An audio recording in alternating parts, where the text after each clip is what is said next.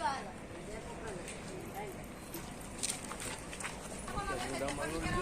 जी રહ્યા છો નમસ્કાર મિત્રો, સૌરાષ્ટ્ર અસ્મિતામાં આપનું સ્વાગત છે। આજે જોઈએ તો જેતપુર ધોરાજી રોડ ઉપર આવેલ જે ચામુંડાનગર વિસ્તારની અંદર જે જનતા રેડ જે પાડવામાં આવી છે, જોઈએ તો દારૂનો જથ્થો પણ એકત્રિત કરવામાં આવ્યો છે। પોલીસ પણ સ્થાનિક સ્થળ ઉપર છે।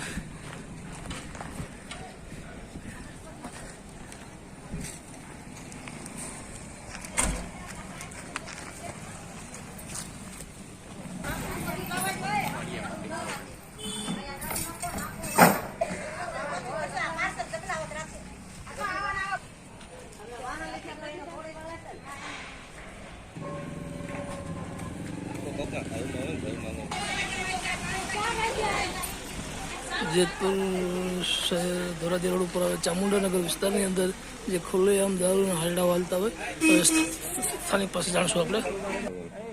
બેન, શું નામ તમારું? શિલ્પાબેન રાજપરા। બેન, આજે તમે શું કર્યું?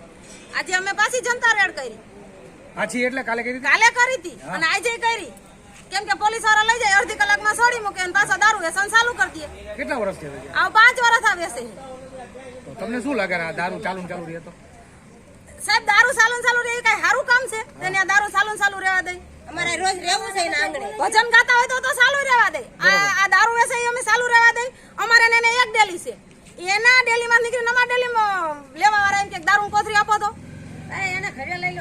તમારે શું કહેવાનું બેન? અમારે દારૂ બંધ થવો જોઈએ, અમારા પરાની અંદર દારૂ વેચાવો ન જોઈએ, કોઈ ભયો લેવા ન આવવો જોઈએ દારૂ એટલામાં। અમારે 1 મહિનો કામ નથી કરે પણ આ બંધ થવો જોઈએ। હવે બેન તમે આવી આ જોવાન દીકરી તો ને પોલીસ તેડી જઈને તરત મૂકી દે પાછા। નીતાબેન વિપુલભાઈ રાજપરા। બેન, તમે આજે અહીંયા શું કરેલું છે? જનતા રેડ કરેલી। કેમ કરવી પડી બેન તમારે જનતા રેડ? આમાં પોલીસ વાળા હપ્તા લઈ જાય છે, પોલીસ વાળા કઈ કરતા નથી। 5 વર્ષથી દારૂ વેચાય છે, અહીંયા અમે રેડ કરવી છે તો પોલીસ વાળા અડધી કલાકમાં છોડી મૂકે છે। તો અમારે શું કરવાનું? પાછું દારૂ વેચવાનું ચાલુ કરી દેશે અડધી કલાક થાય કા।